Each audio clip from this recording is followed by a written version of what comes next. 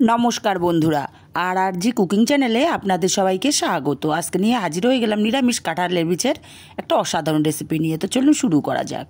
এখানে বেশ কিছুটা কাঁঠাল বীজ আমি খুব ভালো করে খোসা ছাড়িয়ে তারপরে ভালো করে ধুয়ে নিয়েছি। আপনারা চাইলে লাল খোসাটাও ছাড়াতে না পারেন। আমি লাল খোসাটা ছাড়িয়ে নিয়েছি দেখতে ভালো লাগার জন্য। এখন কাঁঠালের বীজগুলো ছোট ছোট টুকরো করে কেটে নিতে হবে। ঠিক এইভাবে ছোট ছোট টুকরো করে কাটতে হবে। আমি সব কাঁঠালের বীজগুলো একইভাবে কেটে নিয়েছি। এখন কাঁঠালের বীজগুলো একটা মিক্সচার জার নিয়ে মিক্সচার জারের মধ্যে দিয়ে দেব।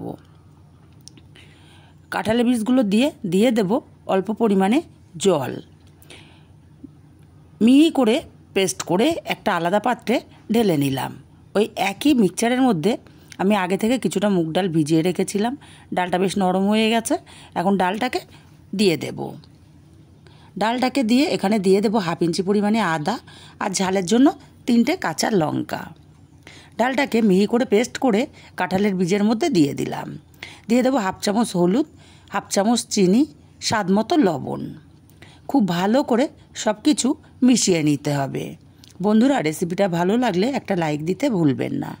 খুব ভালো করে মিশিয়ে নিয়ে একটা থালার মধ্যে অল্প একটু তেল দিয়ে তেলটা খুব ভালো করে থালার মধ্যে মাখিয়ে নেব। তারপরে কাঁঠাল বীজ আর মুগ ডালের পেস্টটাকে দিয়ে দেব। দিয়ে খুব ভালো করে ছড়িয়ে দেব আর ওপরটা হাত দিয়ে একটু সমান করে দেব, দেখতে ভালো লাগবে। এই জাস্ট, আর কিছু না। আগে থেকে কড়াইতে জল গরম বসিয়েছিলাম, একটা স্ট্যান্ড দিয়ে দিলাম থালাটা, ঢাকা দিয়ে ঘড়ি দেখে 10 মিনিট ভাপিয়ে নেব। 10 মিনিট পর ঢাকাটা খুলে নিলাম। 10 মিনিটে কিন্তু সেট হয়ে গেছে, হাতে একটুও লাগছে না। নামিয়ে ঠান্ডা করে নেব। ঠান্ডা হতে থাক, ততক্ষণে মশলা করে নেব। একটা বাটির মধ্যে কয়েকটা কাজু বাদাম আর 1 চামচ চারমগজ ভিজিয়ে রেখেছিলাম, সব মিক্সচার জারে দিয়ে দিলাম। দিয়ে দেবো 2 চামচ টক দই। মিহি করে বেটে নেব। বেটে আমি আলাদা পাত্রে ঢেলে নিয়ে এই মিক্সচারের মধ্যেই দিয়ে দেব 1/2 ইঞ্চি আদা আর ঝালের জন্য কাঁচা লঙ্কা। মিহি করে পেস্ট করে নেব। আর এদিকে কাঁঠালের বীজ আর মুগ ডালের পেস্টটা কিন্তু ঠান্ডা হয়ে গেছে। এখন কেটে নেব। আমি একটু বড় বড় পিস করে কাটছি আর চৌকো শেপ দিয়ে কাটছি। আপনারা আপনাদের পছন্দ মতো শেপ দিয়ে যে কোনো শেপ দিয়ে কাটতে পারেন। স্কোয়ার শেপ দিয়েও কাটতে পারেন বা ছোট বড় যে কোনো শেপ দিয়ে আপনারা কেটে নিতে পারেন। আমি একটু বড় বড় টুকরো করেই কেটে নিলাম। এবার সব ধোকাগুলো আমি উঠিয়ে নেব। প্রথমে এই সব উঠিয়ে নিলে তাড়াতাড়ি রান্নাটা হয়ে যাবে। আর দেখুন কতটা নরম। ধোকাগুলো এইভাবে একটু ছুরি ঢুকিয়ে চাপ দিলেই কিন্তু সম্পূর্ণ থালা থেকে আলাদা হয়ে যাবে। এইভাবেই সব ধোকাগুলো উঠিয়ে নিতে হবে। ধোকাগুলো সব উঠিয়ে নিয়েছি। এবার একটা কড়াই গরম করে দিয়ে দেব তেল। তেলটা গরম করে ছড়িয়ে দেব। তারপর এক এক করে ধোকা আমি এখানে দিয়ে দেব। আর এগুলো শুধু মুখে খেতেও অসাধারণ লাগে। আপনারা চাইলে এটার মধ্যে অল্প একটু হিংও ব্যবহার করতে পারেন। এবার ধোকাগুলো এক পিঠ ভাজা হলে আর এক পিঠ উল্টে পাল্টে সুন্দর গোল্ডেন কালার করে ভেজে নেব। এইভাবে সন্ধ্যায় চায়ের সাথে বা ডাল ভাতের সাথেও তৈরি করে নিতে পারেন। উল্টে পাল্টে প্রত্যেকটা ধোকা সুন্দর কালার করে ভেজে নিয়েছি। এই ধোকাগুলো উঠিয়ে নিয়ে বাকি ধোকাগুলো একইভাবে ভেজে নেব। ধোকা ভাজা তেলের মধ্যে ফোড়নে দেবো একটা শুকনো লঙ্কা, ছোট 2টো তেজপাতা, দেবো 1 টুকরো দারচিনি, একটা লবঙ্গ আর 2টো থেতো করা এলাচ। ফোড়নটাকে কয়েক সেকেন্ড নাড়াচাড়া করে তারপরে এখানে দিয়ে দেব আদা কাঁচা লঙ্কার পেস্ট। মিক্সচার জারটা ধুয়ে অল্প জল দিয়ে দেব।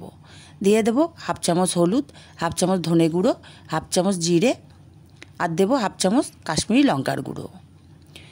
মশলাটাকে খুব ভালো করে সময় নিয়ে কষিয়ে নিয়েছি। এখন এখানে দিয়ে দেব দই, কাজু বাদাম আর চারমগজের পেস্টটা। বাটিটা ধুয়ে অল্প একটু জল দিয়ে দিলাম, 1/2 চামচ চিনি দিয়ে দিলাম। মশলাটাকে আবারও কিছুক্ষণ সময় নিয়ে কষিয়ে নিতে হবে। মশলাটা খুব সুন্দর মতো কষানো হয়ে গেছে। মশলা থেকে তেলটা আলাদা হতে শুরু করেছে। এখন এখানে দিয়ে দেব ছানা কাটার জল। আমি বাড়িতে ছানা কেটেছিলাম, সেই জলটাই দিয়ে দিলাম। আপনাদের কাছে ছানা কাটার জল না থাকলে অবশ্যই প্লেন জলও ব্যবহার করতে পারেন বা গুঁড়ো দুধ গুলেও ব্যবহার করতে পারেন। ঢাকা দিয়ে ঝোলটাকে মিনিট 3-4 টাইম ফুটিয়ে নিয়েছি। এখন ঢাকাটা খুলে স্বাদ মতো লবণ দিয়ে দিলাম। নাড়াচাড়া করে ভালো করে মিশিয়ে দেব। তারপর এখানে দিয়ে দেব ভেজে রাখা কাঁঠালের বীজ ও মুগ ডালের ধোকাগুলো। আবারও নাড়াচাড়া করে মিশিয়ে দেব। দিয়ে ঢাকা দিয়ে আমি 5 মিনিট ধোকাগুলোকে রান্না করে নেব। 5 মিনিট পর ঢাকাটা খুলে নিলাম। একটু নাড়াচাড়া করে দেব, আর এইটুকু ঝোল ঠান্ডা হলে থাকবে না। এখন এই পর্যায়ে আমি দিয়ে দেবো সামান্য একটু গরম মশলার গুঁড়ো আর সামান্য একটু ঘি আর গরম মশলাটাকে দিয়ে খুব ভালো করে নাড়াচাড়া করে মিশিয়ে গ্যাসটাকে অফ করে ঢাকা দিয়ে 5 মিনিট স্ট্যান্ডিং টাইমে রেখে দেবো।